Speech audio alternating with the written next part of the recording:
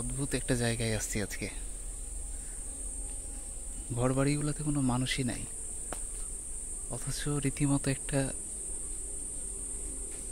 পাড়া বলা যাইতে পারে, একটা গ্রামের একটা অংশ। ঘর বাড়ি সবই আছে, কিন্তু মানুষ নাই।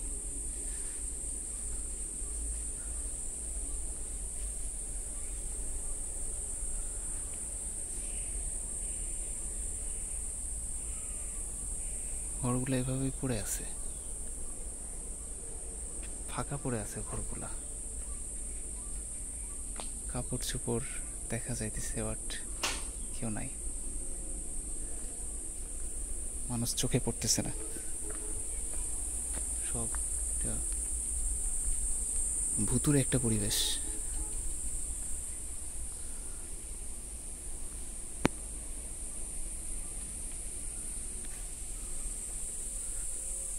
আছি মানিকগঞ্জ ওয়াইটিসির অপোজিটে একটা রাস্তা, ব্রিজ দিয়ে চলে আসছে। সেই রাস্তা ধরে হাঁটতে থাকলে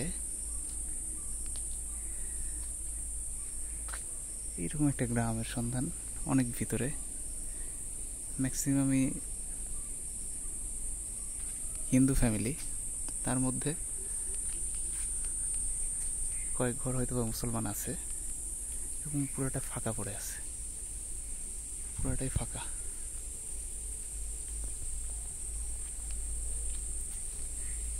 একদম শুনশান, অদ্ভুত একটা জায়গা, একেবারেই অদ্ভুত।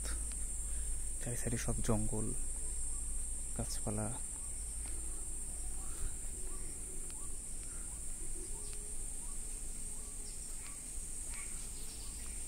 মানুষ যে কত দূর পরপর আছে, কোথায় আছে, কিছুই অনুমান করা যাইতেছে না। আমরা নামাজ পড়ার জন্য হাঁটতে হাঁটতে অনেক দূর চলে আসছি, মসজিদ খুঁজতে খুঁজতে।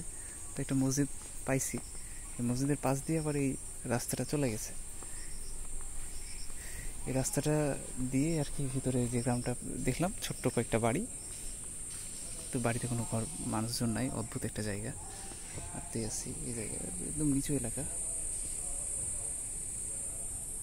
রাস্তা ধরে গেছিলাম, রাস্তা ধরে আবার ফিরে আসলাম, এখন আবার মসজিদে ব্যাক করতেছি। আসলে ইন্টারেস্টেড, অদ্ভুত একটা জায়গাতে আসছি আমরা। কোনো ঘর বাড়িতে কোনো মানুষ নেই, কি একটা গ্রামের সব গাছপালা।